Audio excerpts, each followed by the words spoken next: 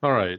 Good morning, everyone. I apologize for being late. I hope everyone can hear me now.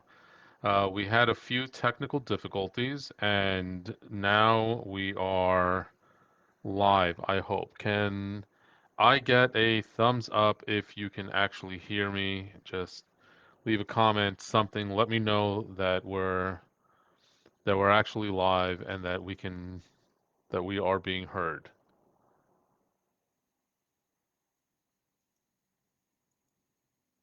All right. So I think we're good now. All right. Fantastic. So let me see.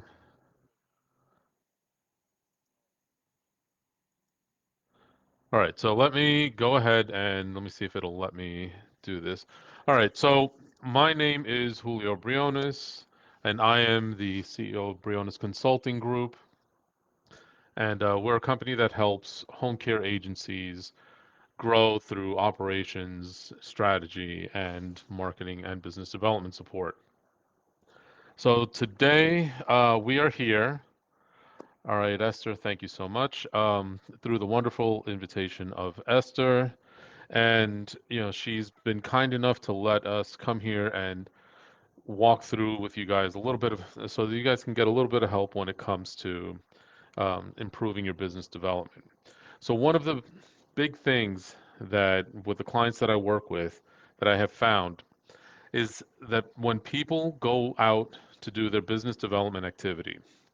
All right, so even though it says here marketing strategy, we're talking about business development when traditional marketing. We're not necessarily talking about, those pay-per-click ads or anything else. Business development by far is the greatest way and fastest way to grow your business, especially if you want to grow exponentially. It's not as simple as going out there and putting out a bunch of pay-per-click ads or buying a bunch of leads off of like a place for Homecare and homescaring.com or any of those other places, or finding somebody that can go and set up a fantastic pay-per-click ad. Those ads will generate, but they tend to have a lower conversion rate. What we're talking about today is actual business development. That means either you or somebody in your office going out and building relationships. Just always remember that while you are trying to do business with another business, it's the people inside that really grow the business. It's your relationships. So when they come in, one of the more common mistakes that happen is that people tend to forget that there's a process to this. There's just something that you're going to want to make sure that you understand, and then and how you phrase things and what you're saying is just as important as anything else. So we're going to go over two parts on how to properly communicate when you're out there doing your traditional marketing, your business development. The first thing we're going to talk about are the seven key elements that you need in order to get somebody to work with you. Look, all seven of these have to be in place. Please understand this. It does not make a difference, how good your campaign is. It doesn't matter how badly things go. All that matters is that if you want somebody to work with you, especially when we're talking about business development and building these relationships with those social workers, the office managers in the doctor's offices. When you're talking to nurses, when you're talking to people, executive directors, you have to have all seven of these elements. Okay, and we're just going to run through them a little quickly here. All right, so the first thing that needs to happen is there has to be pain. Look, at the end of the day, if I'm not hurting, if there's something not wrong in my business, there is no reason for you to come and talk to me. You have to understand what my business is, and you have to understand how it is that I'm experiencing problems that you can help. So, for example, if we're talking about a skilled nursing facility, their pain is very different than the pain inside of an assisted living. So, what do I mean by that? They have actually opposite goals when it comes to working with their clients. In a skilled nursing facility, when the time comes and Medicare stops paying, all they're interested in is getting people out of their building. That's it. Look, all the other fluff stuff, it's great, but at the end of the day, this is what they are primarily interested in. They need to empty that bed so they can bring in another body and bill for that new bed. They also want to make sure that that person can stay out and not be rehospitalized for 30 days. So this is what your messaging needs to be. You need to come in and understand this. Where if you take an assisted living, their pain point is very different. They want people to be well serviced and have that higher level of care so that people stay in their building.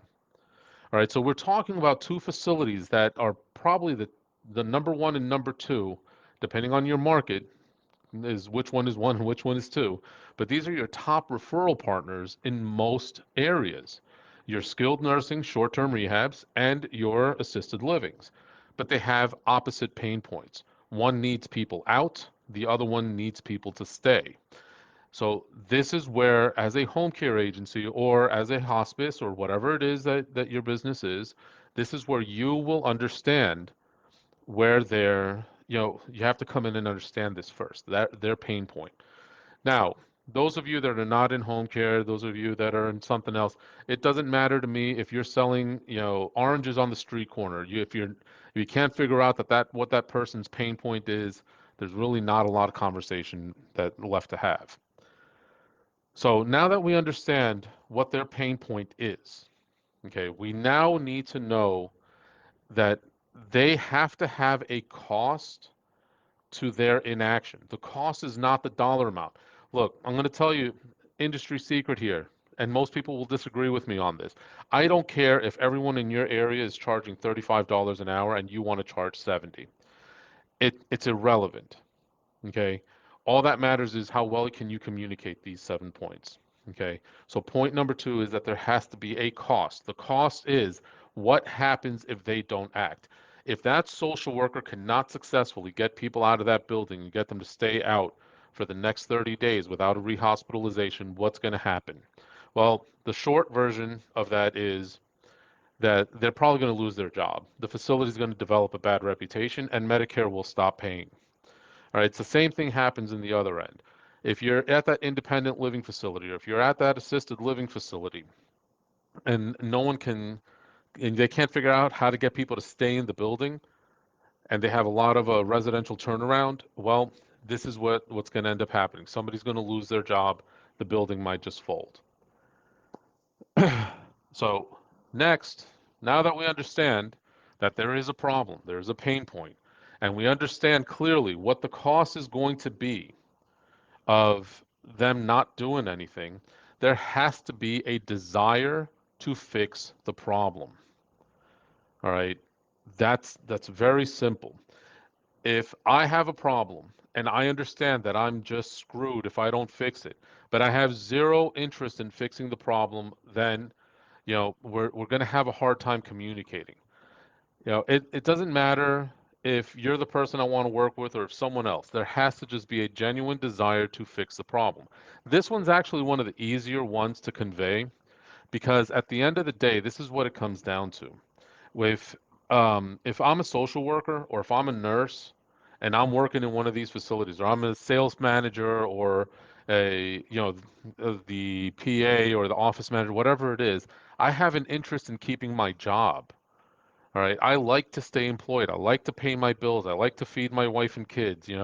This is what it is. Like, look, let's look at this coldly a little bit. These people want to do their job. They want to keep their job. They want to pay their bills, and they all want to help other people. And in order to successfully do this, they have to understand their own pain points. They have to understand what happens if they don't fix it. So they all have the desire to fix it. And once all of this comes into play, you have to know that the person you're talking to doubts that they can fix the problem themselves. I could be the best social worker in the world. Doesn't mean I know how to run a home care agency. Okay? It doesn't mean that I know how to run an assisted living facility and that I need to, or that I have an assisted living facility in the living room of my home. So that means I got to put people somewhere. So that means I don't just doubt that I can't do this on my own. I absolutely know that I cannot do this on my own. So now here you are coming in to help me. Fantastic. So the with all of this in place, now comes the three biggest elements. There have to be available resources. Resources are different for every place you're going to. Essentially, this is what it comes down to. Look at what is your business model, okay? That's the first thing you need to understand about this. Is are you a private pay home care agency?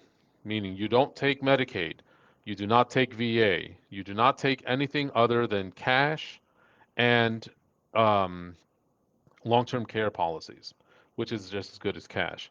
Now, or are you a assisted living facility? Are you accepting Medicaid payments? Are you accepting private pay? What is it that you have? So if by understanding your payer sources and understanding who your ideal client is, please understand that part. You're lost if you do not know who your ideal client is. I ask this a lot whenever I do live events, okay, or whenever I come in to train new agency owners or they come out to my location. This is a very common thing, especially in the senior care industry. If I were to ask you, who is your ideal client, and you tell me anyone that's old, we're going to have a problem. Okay? It is not. Your client is very different if you're billing Medicaid. Your client is very different if you're billing Medicare. Your client is very different if you are a home care or home health agency that specializes in case management. Your client is very different if you are a residential assisted living facility. It's also different if you are a unlicensed 4 or 5 bed facility versus a fully licensed 200-bed facility. Understand and know who your client is.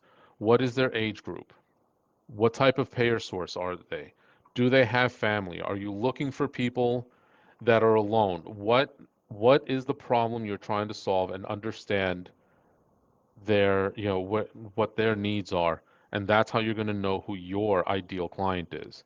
Now that you're armed with that information, now you can look at the available resources. Go to these facilities that cater to your people. So most areas follow a pattern. If you're in an urban area, you should have a hospital somewhere within 4 miles of any given point in the city. If you are in the suburbs, that number goes up to about 6.5 miles. And if you are out in farmland, very rural area, it's just short of 11 miles. So that means that these facilities look at the people that live within that range around you and look for the facilities that cater to the neighborhoods you are trying to get into.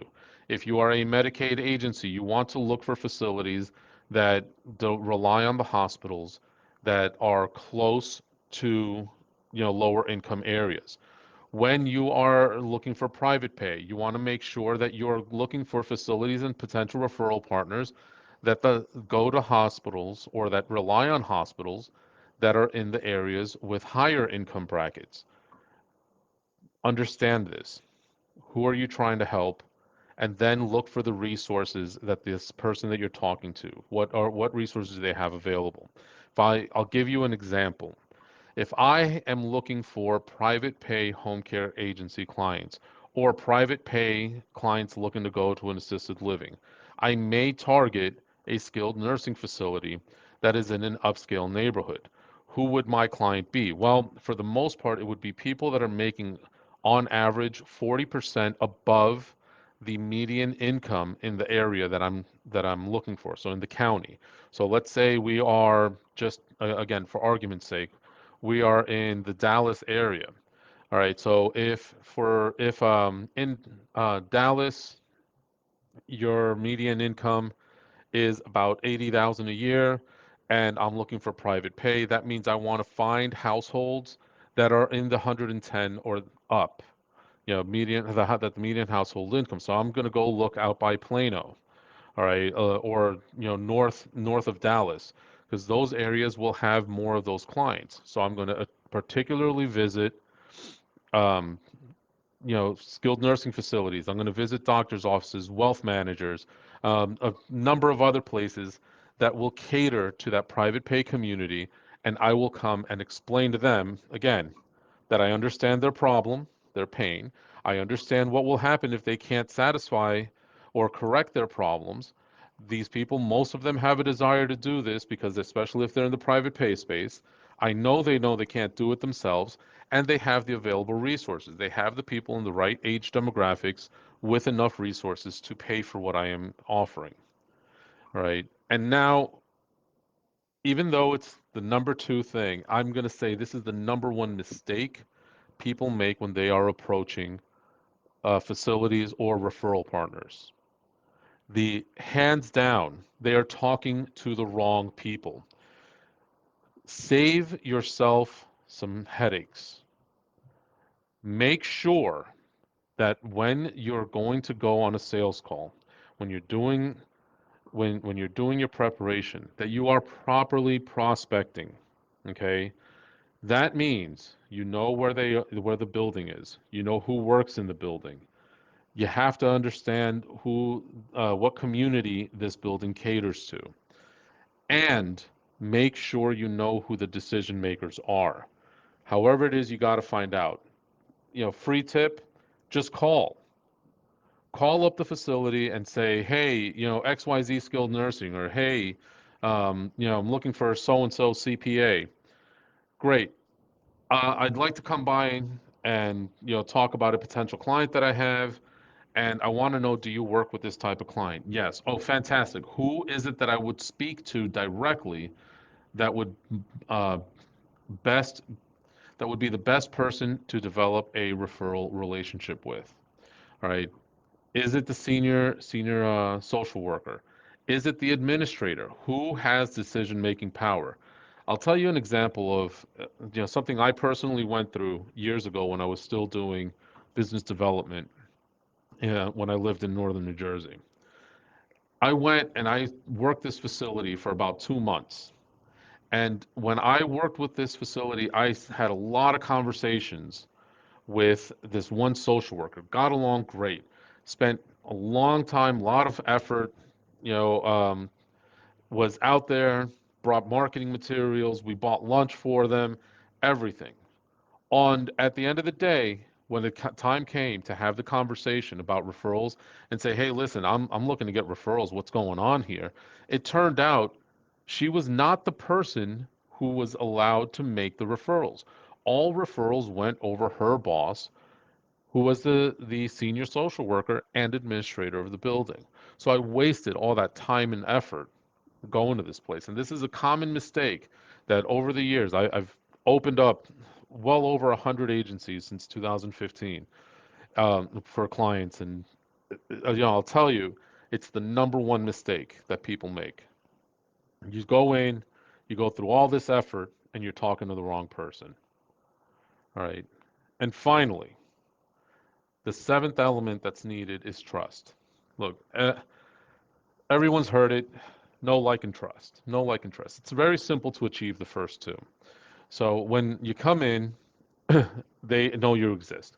The minute you walk in and you say, hi, I'm Julio from XYZ Homecare, or hi, I'm Julio from XYZ Assisted Living, or residential home, or whatever it is that you're coming in from, hospice, home health, it doesn't make a difference. They, at that point, know you exist. If they didn't know your company because you don't have a lot of brand recognition, no big deal. They know you exist at that point. Great. If you have a decent personality and no one's ever talked badly about you before, they probably are going to like you. Look, I have not met a whole lot of completely unlikable people in my life. I've met a bunch of a-holes. I've met a bunch of people with bad attitude. But when you're in a sales setting, in a business setting, everyone can turn on the charm for a few minutes. Okay? And that's just a fact. So know and like are very easy concepts to achieve. But here's the question, all right? When we're talking about when we're talking about trust, how do you do it? I mean, think about this. If you're in home care or if you're in senior care in any aspect, you are trying to get a bunch of people that have no personal need for your services to put their job, their reputation all on the line to refer you, a person they barely know, to another individual or their family that has desperate need for the services that you are offering. And you want them to do this in very short amount of time. So if you don't have brand recognition, which is something that's very common, especially if you're an independent, non-franchised agency and you're just going out there trying to figure it out. All right. I will address your comment here, Eliseo. I'm sorry if I said this wrong in a moment because that is awesome. All right, but if you can't do this, then you have to be able to communicate all of this to this individual and they have to understand this. So Eliseo says, as an ER discharge planner, I allow different companies because I need to move patients within 5 minutes. So if you don't answer your phone or can't move my patients within 2 hours, I move on, and that's my pain point. That is number one reason why I tell any agency, any home care, or any assisted living facility when I'm teaching them business development techniques, avoid hospitals until you can answer that specific thing, until you have enough staff that you can cover a case at within 2 hours on 4 o'clock in the morning on Christmas Day during a snowstorm. Stay away from hospitals. But yeah, a lot of people forget that ERs are a phenomenal resource, but you have to be able to move. You have to really be on your game. But all of these points, they all need to be met, all seven of these. If you're missing any one of these, if you don't have a clear understanding, then you're not going to be able to come in and successfully develop and foster a solid referral relationship with any of these people. So now you're probably just asking yourself, all right, Julio, this was great information. Thank you so much. I appreciate it. But what the hell do I do with it? Okay. So now that we are armed and we understand all seven elements, and we're going through our head. If those of you watching this live, Friday through Sunday, so need to clear 80, 80 Betty. Yeah, I feel for you. I really feel for you. Anyone who is in the area with Eliseo, okay, and I really hope I'm not mispronouncing your name too badly. Reach out to them. They hospital ERs, if you have the capacity to empty their beds, it doesn't matter if you're doing short-term respite as an assisted living or a house, or if you're doing home care. You got to reach out to people like them. All right, you got to reach out, especially if you can handle this. Solve their pain point. They'll make you a millionaire. All right. So now that we understand these seven elements, what do we do with it? How do we now communicate Hershey, Pencil? Hey, Eliseo, send me a friend request. Um, I actually, I actually may be able to connect you with a couple of people, a couple of agencies that might be able to handle your needs. All right, a couple of clients that I've worked with. I'll see if I can make some introductions. All right. Here we are. So now we come in, we look at this, we we figure it all out, and now comes the time where we're in front of them. We've met all the criteria. Now you got to be able to communicate your idea. This is how you put all of this together. Once you've identified the problem, you have to be able to describe a solution. So let's take private personal care home. I have homes and friends in Houston area. All right. So here we are. So we've identified the problem. Let's take Eliseo's um, problem issue here. All right. So we have identified that he's got issues with discharges. Great. Now we got to describe a solution. So my pitch would be this. Hey LSO, how's it going? My name is Julio. I'm from XYZ Home Care or XYZ Personal Care Home. You know, and I understand that as an ER, you have you have to empty out beds quickly, usually within a couple of hours. And you know we you know uh, we understand that you have to empty out beds in a couple of hours, and that can be challenging because a lot of times the home care agencies in the area don't have the resources available, especially on the weekends. This caregiver shortage is crazy. So now we're going to come in and we're going to talk about a solution. So, so since we know that, you know, um, home care may not always be able to, me as a personal care home, we do offer respite care. It may not be the perfect solution, but referring clients my way can get them out of your hospital bed, at least for a couple of days until they can find the right home care uh, the right home care solution for them. You can even send the home care agencies over to me, but it empties out your bed and frees you up a little bit. All right, so that's a solution. Now exemplify why. Why you? This is the important part. It doesn't matter how good my solution is. If I can't tell you why I'm the best person to provide your solution, there is nothing left for me to say. All right. So the my next follow up to that will be, having X amount of years of experience and understanding the local market. I've done this before. I've worked with other hospitals in the area, and we can get your people out of here quickly. We have solid relationships with non-medical, non-emergency, with non-emergency transport, and if somebody needs to go and they just need a few days so that you can get another body in the bed, we can make it happen. All right. We understand the process, and our existing relationships allow us to work faster. And now comes the final part. So we've wrapped it all together. And here's the thing. Most people are awesome. Like I have a amazing 4-year-old and an 8-year-old. I love my sons. They are just fantastic kids.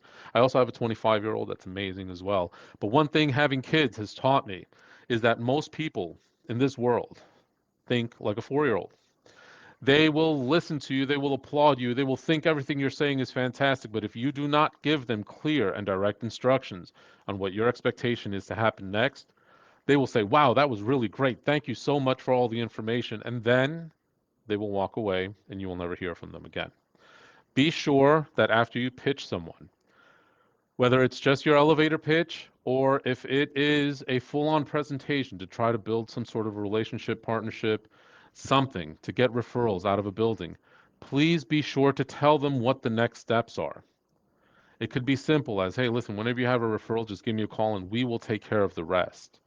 Or if you like, just give me a call and I will come in here and I will explain to any one of your clients exactly what home care is, what the ins and outs are, some of the pitfalls, and some of the things that we need to be mindful of. And this is where the whole next part is. Here's my business card. Call me, email me, text me, send up smoke signals. It does not matter, but get a hold of me. Okay. And let them know, verbalize your expectations. If you have a clear expectation that you want to build a long-term relationship with people, here's a bonus tip for you. I love to end meetings after I go through everything that, all the normal fluff stuff that everybody does when doing marketing. Like, hey, we're the best, we are awesome, we can do this, we can part the Red Sea if you need to. Okay? All of this is fantastic. Okay? Now, um, if I want to work with you long term after I've done all of this, I will ask you very simply, and this is something you guys can put in your holster, just as the final part of the communication. Ask them the question. So after everything we've gone through, I know your time is precious and I got to go, but I just want to ask you quickly before I go. Is there anything that we've gone over today that you have any questions about? They'll most likely say no, or they will, and you'll give you an opportunity to clear up any last minute things. Say, great, fantastic. Now, is there any reason you can think of why you would not want to refer your clients to me? The wording is very clear. Why you would not want to do it. The intention of that statement is so that you will get a response of, no, actually, I can't think of any reason why I wouldn't. And it's a win for you. Even if they come up with a dozen reasons why they wouldn't want to, you have educated yourself on what your shortcomings are as an agency. Whether it's that they think your price is too high, that your price is too low, whether they haven't heard of you, whether they have a trusted referral partner already, whether it's policy in their building not to refer out, it will clear up the answers and you win. The other end of it, the other way that you win with that statement is if they tell you there is no reason they can think of that they wouldn't want to refer to you. Now it gives you the opportunity to say, well, great. If you can't think of any reason to not refer to me, then why don't we do this? Try out my company. Work with me for 60 days, very specifically, because especially if you're working with skilled nursing or hospitals, the 60 days becomes crucially important because 60 days, even if it takes them 3 weeks to send you that first client, it gives you 30 days to show that you can keep their client out of the hospital. All right, so work with me for 60 days. Send me a few clients, and if at the end of the 60 days you feel that, I'm doing a great job, fantastic. I appreciate it. That means I've been able to prove to you that everything I've told you is legitimate and none of it is fluff just to get business out of you. And you can feel safer continuing to refer to me. But if at the end of the 60 days you aren't satisfied with how my agency is performing or how my facility is performing, then very simply, all I ask is let me know what I did wrong, what we can improve on, right? And then we part ways and no harm, no foul. All right, so that is my Teaching Tuesday presentation. All right, I really thank you all for having me. Do you guys have any questions for me?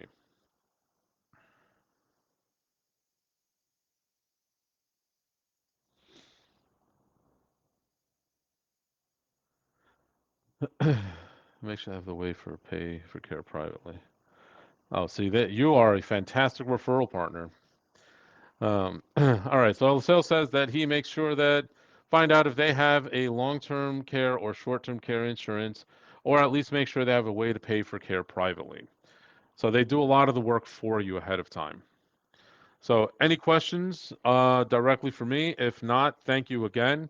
Um, if you guys want to get a hold of me, company is Brionis Consulting Group. You can find me at thebrionisgroup.com or just send me a friend request here and on Facebook, and you can just ask me anything at any time. All right. Thank you, Esther, for having me. I really appreciate you taking the time. All right, Pauline, thank you. All right. Fantastic. All right, you guys have a great rest of your day, and we'll talk soon.